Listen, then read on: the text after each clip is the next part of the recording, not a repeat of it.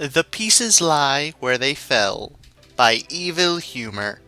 Edited and co-authored by Anon E. Mouse Jr. Read for you by My Name is R. Chapter 27. Rex.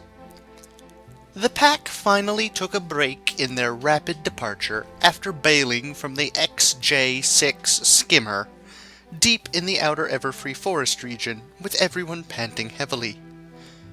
"Don't take this personally, Vixley," Windbreaker gasped as he tried to catch his breath as he leaned against a strong oak tree. "But who taught you how to drive like that?" Vixley grinned rather proudly as she swept a few hairs out of her face, leaning against a tree. "I learned from some of my dad's employees. He's the shipyard master of Ledra," she explained, before letting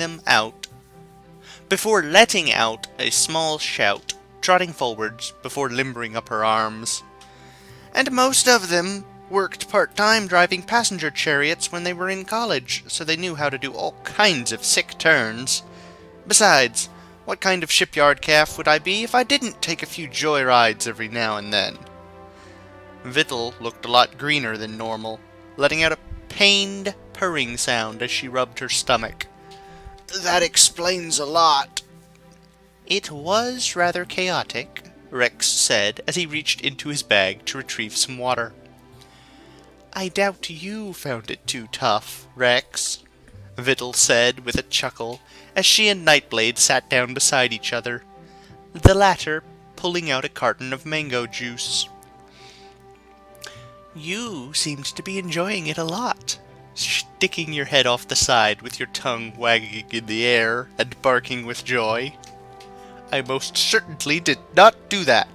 Rex was insulted that Paige Turner would make up such a baseless lie about him. "Yes, you did, Rex," Knight said with a bit of laughter as he jabbed a straw into the hole in the carton that he made with his fang. That was pretty funny to see. "Not cool, Knight," Vittel said sharply as she took the carton of mango juice, twisted the top off, and drank it down. "To make fun of others. We need to work together here." Rex winced as he saw Knight glare angrily at her, but kept quiet on the matter. They would need to address this in the future. "And you were no better, Vittel," Vixley said as she reached into her pack for some grapes. "I distinctly remember how you wrapped yourself around my chair, whining and groaning, kitty cat." Vittel let out a bit of a chuckle, and a blush spread across her face. "Yeah, I tend not to do well on airships, and with how crazy you drove." "Knocked off a couple of your lives?" Windbreaker offered, which caused everyone except for Knight to start laughing at the joke, the Nox pony simply scowling off to the side. "Yeah, maybe," she said, scratching the back of her head. "But I can just steal them back again, and then some." She then yawned, shaking her head. "Is it just me, or is anyone else tired?" "Yeah," Windbreaker said, yawning like a bird would do, stretching his neck out. "It is pretty late." "It has been a long day," Rex commented, "for all of us." He looked around. "I would advise that we sleep in shifts again, especially given where we are. The Everfree's deep woods may be some distance from here, but even the outer forest has its dangers." "I'll take the first shift," Knight said a bit eagerly, starting to perk up again. "No, you kept falling asleep last night," Vittel said curtly. "Windbreaker, you're up first. Then Vixley, then Rex, then Paige, then me, and then you, Knight." "I had a hard time staying awake because I was dealing with the fact that I killed some pony yesterday," Knight snapped back, his coat bristling out in anger. "And didn't you say you were fine?" Vittel countered. "And yet you obviously weren't." Knight began to sputter, struggling to explain himself, before scoffing loudly and storming off to the edge of the group, pawing the ground and flicking his wings angrily. Rex was about to say something, but he heard Windbreaker let out a loud, amused snort, that he quickly tried to hide under a cough. By the glare Knight was giving the griffin, he heard it, and was about to do something when Paige walked over to him and began to soothe him down.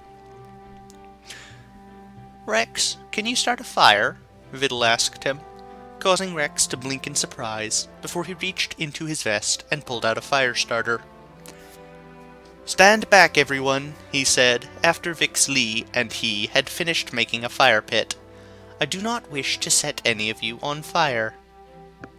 "Even me?" Vix Lee asked in a cheerful tone, batting her eyes at him.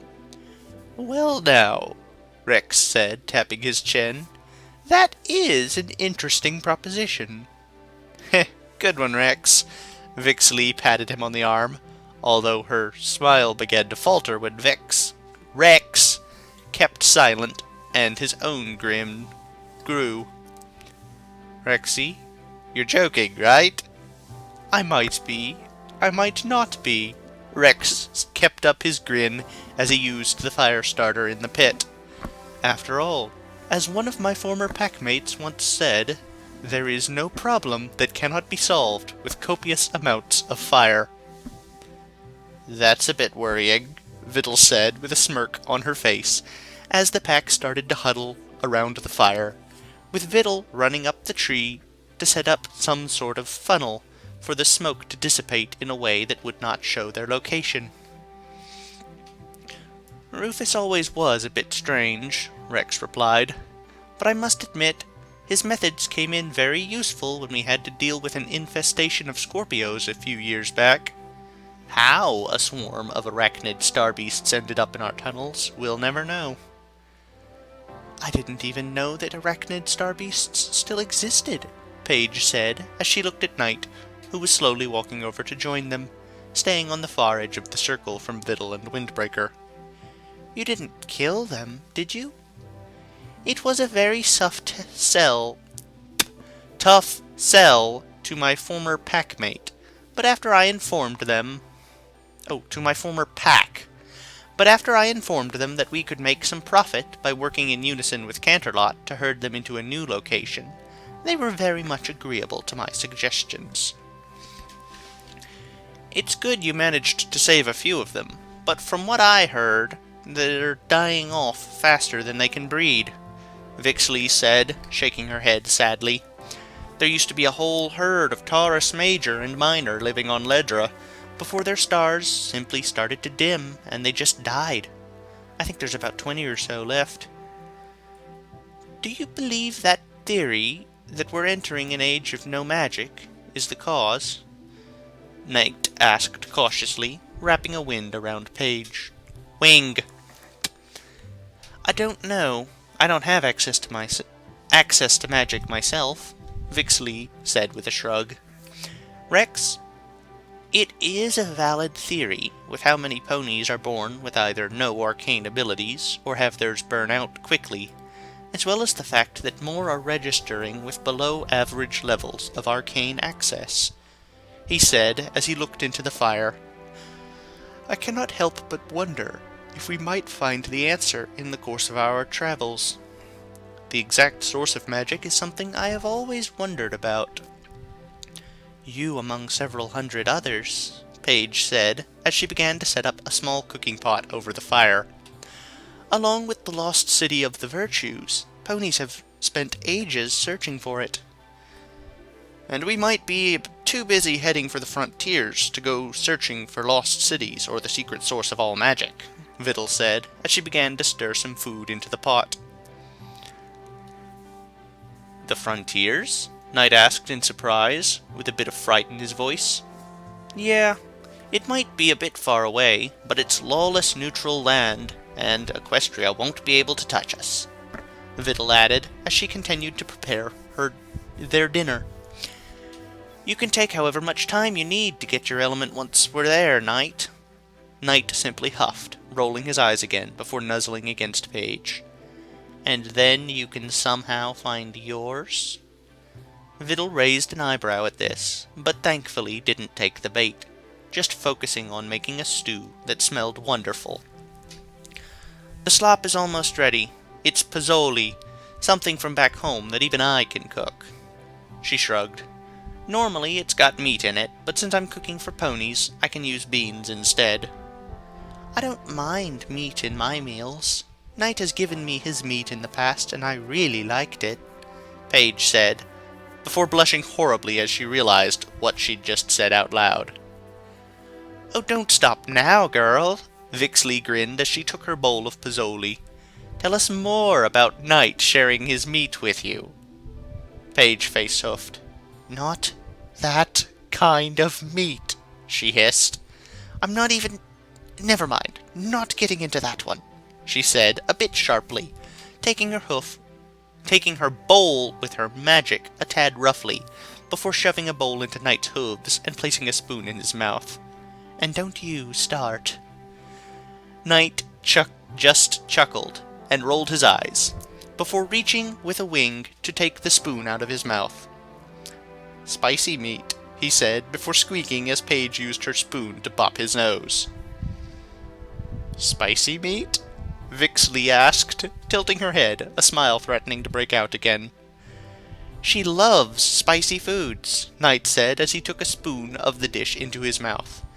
"I swear that she would eat one of your insane peppers. What is it called? Phantom pepper? And be as happy as could be." Rex turned to see Paige blush, at the same time Vidal shook her head in disbelief. "You're joking. No pony would be willing to eat that. Not even I would eat that on a bet." Paige shrugged nonchalantly. "I have a very strong stomach and a tolerance for heat. I have had red habaneros before, after all." "Strong?" Vidal shook her head again. "You sure you weren't forged instead of born?"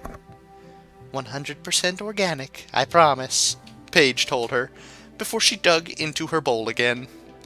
"This is good, by the way. Could use just a bit more kick." Vidal shook her head once more before saying, "You're loco, and I like it." She then laughed and patted Paige on the back with her tail hand. "You'd probably love barricage chili then," Windbreaker commented. "He worked at the hatchery and put a lot of spices into his cooking. I had his special 5-alarm chili once and almost burned my beak off until some pony gave me a bucket of ice to help." He shuddered at the memory. Paige grinned. "Sounds delicious."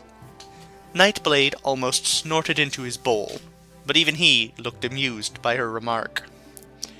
Nearby, Vixley finished her own bowl and set it aside with a yawn.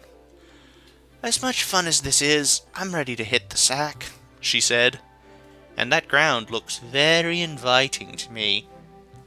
"My apologies, but I forgot to purchase some basic camping gear," Rex said honestly enough, but Vixley shook her head. "Nah, it just means I have to sleep a bit differently, as I am wearing a skirt here, guys, and I do have some decency," Vixley said as she leaned against a tree, removing her hammers and their carriers from her back. "From your jokes before, it's a bit hard to believe," Windbreaker said, as he placed his bowl to the side, with everyone in the pack laughing at the joke, save Knight, who was studying Vidal's reaction with a frown on his face. "Fair enough, Windy," Vixley said, biting back a yawn. "To be honest, I tend to use my bad material when I meet new people. Bad habit of mine. Sorry if I offended any of ya beforehand." She trailed off, becoming uncharacteristically quiet. "It is all right," Rex said, doing his best to ease her worries. "It is how you are, Vixley, and I do not hold it against you." That caused the rest of them to chime in, with the Minotaur smiling in relief. She thanked them before letting out a yawn and shaking her head. "Good night, guys." With that, she flopped down against the tree and was snoring in seconds. "I think Vixley has the right idea," Knight said, as he gave Paige a kiss on the cheek before trotting off to the edge of the clearing and hunkering down against a tree, placing his pack and sword within reach. Paige kept her eyes on the Nox pony until he was asleep. She then turned to look at Vidal. Okay, why did you make Knight go last? He wanted to help, Paige said, with her eyes narrowed. Because he had a rough night last night, and he's still not 100%? Vidal offered. I wasn't going to put him through another early shift, and I want him, Knight tilted her head towards Knight, to have a good night's rest. Vidal held up her hands in defense. Like I said before, I'm not a complete mean, nigh, and I am trying to make sure this crew of ours can actually last. Vidal then let out a yawn, took up her bowl and the rest of the packs, and placed them back in her pack. She then climbed onto a tree branch and settled into the crook of the branch, curling up against the tree's trunk. Giving her a last look, Paige sighed and went over to join Nightblade, snuggling up next to him as the Nox pony, who may not have been as asleep as Rex had thought, lifted a wing for her to get under. On the other paw, Knight was snoring away, so it may have just been a reflex, the Diamond Dog reflected. Rex turned to face Windbreaker, with indecision and nervousness on the Griffin's face, as he began to break down the fire. Will you be all right, Windbreaker? Yeah, Windbreaker replied. No problem. He still sounded nervous, and he was rubbing his throat, as it was his tell. Studying him, Rex made up his mind and pulled an object out of his vest. Here. Windbreaker took the object and looked at it in confusion. What is this? An alarm, Rex replied. If something dangerous enters the clearing, press the button and you'll make enough noise to wake even the deepest of sleepers. So only use it in the most dire of emergencies. He sighed. I wish I had thought to bring one of my other projects with me, but I wasn't expecting I'd need to set up proximity wards when we set off. He shook his head. I know the runes to make them, and there's plenty of wood around here. Maybe I can carve some tomorrow and have Paige enchant them when we have some time to rest again. Windbreaker nodded. Sounds like a plan. Thanks, Rex. You're welcome, Windbreaker. As he finished covering the fire pit, he looked around. I will see you in the morning. Windbreaker nodded, and Rex went off to find his own corner of the clearing to rest in for the night. Rex awoke to find the pack in the midst of Vittel and Vix Lee preparing the morning meal, with Paige just starting to stir, which left Nightblade and Windbreaker unaccounted for. He turned his head in time to hear Knight snort in amusement. What? Windbreaker snapped at the Nox pony. The two of them were standing off to the side, and both had their weapons out as to practice. Knight seemed to have done more practice, as he was covered in sweat, and Windbreaker was as fresh as rubies. He was holding his new crossbow with a single talon, and aiming it at a tree. You're doing it completely wrong with that crossbow, Knight said, as he moved through a sword kata. Have you ever used one, Knight? Windbreaker snapped, turning to face Knight, with the Nox pony hissing and leaping out of range. Well, no, but Knight started to say, when Windbreaker interrupted him. Then shut up and let me do my thing, the Griffin said, before pulling the trigger and, without any surprise, the shot went wide, as Windbreaker recoiled in pain, beginning to curse as he dropped his crossbow and began clutching his talon to his chest. Knight simply rolled his eyes as everyone went to Windbreaker's side, with a still sleepy Paige blinking in confusion as the noise woke her up. As I was trying to inform you, you were holding it with one hoof, when it is clearly a two-hoof crossbow. Also, your stance was terrible. No way to properly brace yourself for the recoil. And you didn't think to tell me before I messed up my talon, you jerk? Windbreaker growled as he got up to his feet. I would have if you hadn't cut me off, Nightblade snapped back.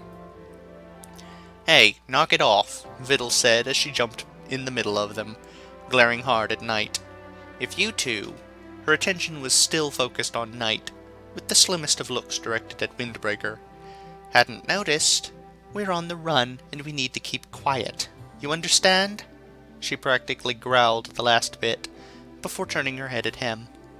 Rex, can you check Wind's talon? Make sure it's not broken or anything. Yes, of course, Rex said, almost by reflex, walking over to inspect the griffin's talon, and hoping... Knight, go find that bolt and bring it back, Vittle said, as she went back to the pot, causing Rex to wince as she did the one thing he had believed she knew better than to do. What? No, Knight snorted, shaking his head. Why should I? Because one, I said so, and two, you're the only one doing something completely useless. Me and Vix Lee are making breakfast. Rex is making sure Windbreaker is fine, and Paige just woke up. So go get it, Knight. Wind can get it himself. Knight, Paige said, as she moved directly in front of him, placing a hoof on his chest and no doubt giving him a look, as Knight began to calm down, his hard breathing beginning to fade. She then turned to Vittle and, with her magic, dropped the bolt into her hand. Here is the bolt. Vittle simply rolled her eyes as she placed it into Windbreaker's pack. Thanks, Paige. She flashed a genuine smile at the mare, which got Knight growling again before the Nox pony walked to the very edge of the clearing to do more of his sword kata, venting out his anger. Rex wanted to talk to either Knight or Vittle, but he had his paws occupied with dealing with Wind's talon. It seemed that Knight was right about Windbreaker having a poor stance, and the danger of using one talon, as Rex was forced to use several of his stronger healing remedies. Hissing in pain as Rex finished applying his medicine and bandaged the talon, Windbreaker gave him a look of gratitude. Thanks, Rex. It was no problem, Rex told him as he packed up his supplies. But perhaps in the future, if some dog is trying to warn you about something, you might want to listen. Windbreaker sighed. In hindsight, you're right. But I can't help it. Might just... He shook his head in frustration. He just makes me angry, you know? I can't help but get mad every time he opens his big mouth. I know the feeling, Rex replied dryly. I felt the same way about some dog from a rival pack. But even if they do make you angry, losing control like that is a good way to get yourself in a lot of trouble. He gestured at the bandaged talon. Case in point. Windbreaker nodded. I see what you mean. At any rate, keep the bandages on for now. It'll take a few days, even with my medicines, but you'll be healed up soon enough. I appreciate that, Windbreaker told him. Hopefully I won't have to use it until then. If a certain, more superstitious member of my former pack was here, he'd say you just guaranteed we'll run into trouble. Oh dear, Windbreaker said, then grinned. Thankfully, my vice is drinking, not gambling, so I don't know the odds against us. I'd say it's a wash since we acknowledge it, Vixley piped up from the campfire. I might not roll the dice, but I do know about comedic timing and stuff. She then turned around and waved them over. Come on, guys, breakfast is ready. Rex walked with Windbreaker back to the fire pit, and began taking a seat next to the griffin, with the Nox pony remaining on the outside of the group. He seemed like he was trying to avoid them, but thankfully Vix Lee was smart as sapphires, and loudly called him over. Come on, Knight, I made strapatsada. Eyeing the dish as he came over, Nightblade took a bite from the offered spoon, then looked at her in surprise. How did you get fresh eggs out here? Picked up a batch in a container with a cooling spell on it a few days ago, Vix Lee explained, as she took a serving and gave it to Knight.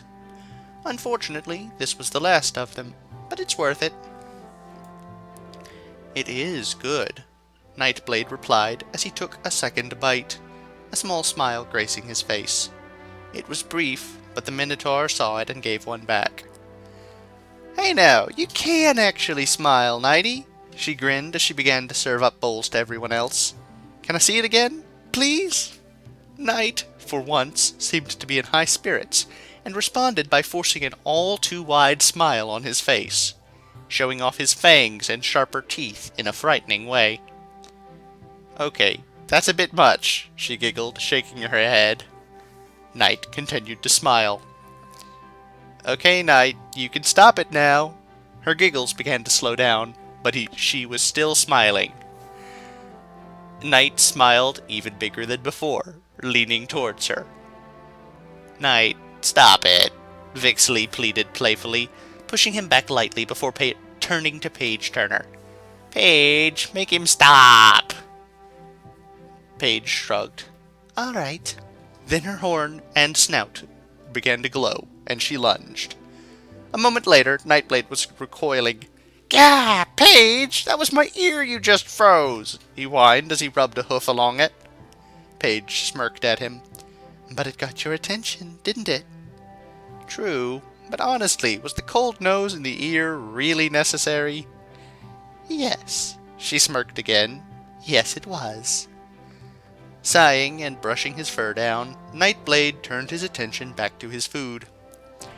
You know you're the only one I'd let get away with doing that to me, he grumbled, before taking his next bite. I wouldn't have it any other way, she told him, before digging into her own bowl. It was almost 15 minutes later when the group had finished eating and disassembling their camp, and Vixley stretched. So, I know we're going west, she remarked, but do you have any destinations in particular? One, Viddle replied as she pulled a map out. There's a small settlement on the western edge of the forest. It's called Sunnytown. We should make it there by nightfall. I've heard of that place, Paige said thoughtfully. I thought the founders were devotees of the goddess Celestia, but eventually something happened, and they wound up moving on. Now it's just a quiet town with no more than a dozen or so residents. It should be safe. Then let us get moving, Rex said, hoisting his pack onto his shoulders. We have a long road ahead of us. The others nodded, and with their destination firmly in mind, headed west. Vixley hummed quietly under her breath as she brought up the rear, a tune Rex recognized as one from his own puppyhood. The greatest adventure does indeed lie ahead, he thought to himself. So, Viddle knows about Sunnytown. I'm confident she has no idea what it is. She knows what it claims to be. In its source material, Sunnytown was unknown. Nobody'd heard of it. It was a little town nobody'd ever heard of, in the Everfree Forest. Viddle and Paige have demonstrated that it is known. It is presumably on a map somewhere. Paige has heard of it, but they don't know its secret. You know, the shape-shifting ponies. That's not normal. Like I said, they're not changelings either.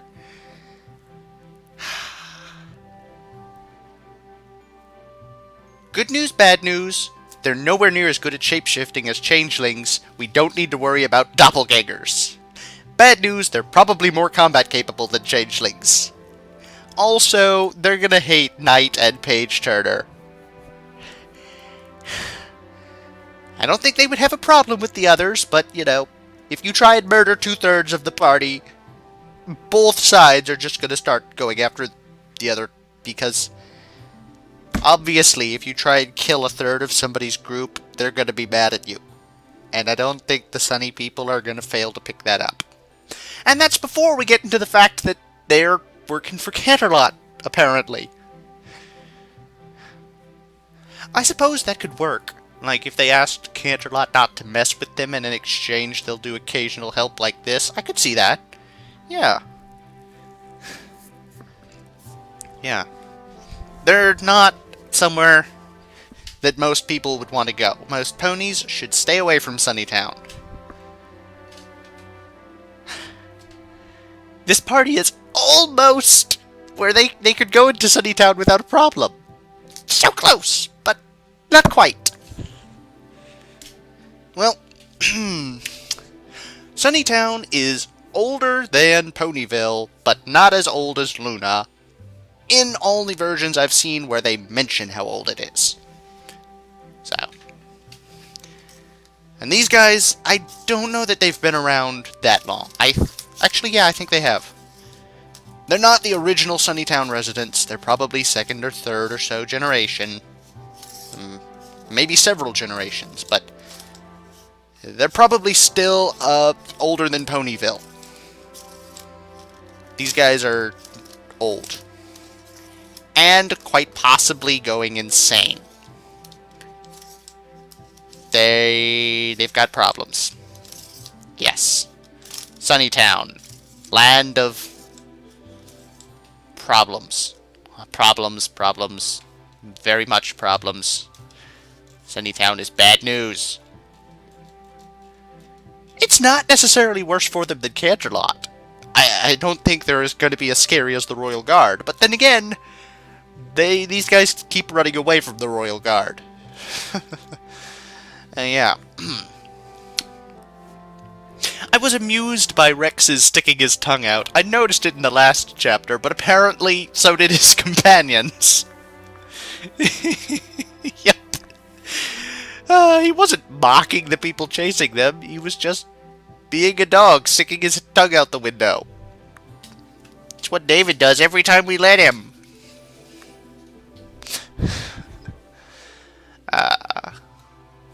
Let's see. Was there anything else? I'm glad they thought to do something to deal with the smoke, because when they first mentioned they were going to start a fire, I was sure that that was a bad idea. Although then again, unbeknownst to them, they're already in somebody's sights. I think that's been true this entire time. They've always been known. Roughly where they were. They don't realize just how much the enemy knows where they are. Oh. Yeah.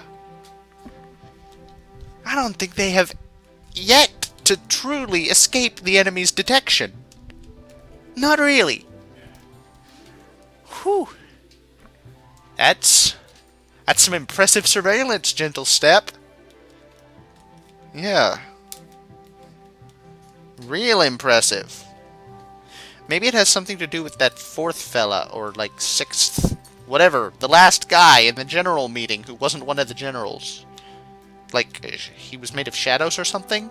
Maybe he has something to do with their ridiculously good surveillance. That's a thought. Anyway, I suspect that Paige is telling the truth about not being mechanical, so that's not her secret. I could be wrong. She could be mechanical, but I don't think so. Okay, then. I think that's all, everybody. Thanks for listening. See you again later. Bye!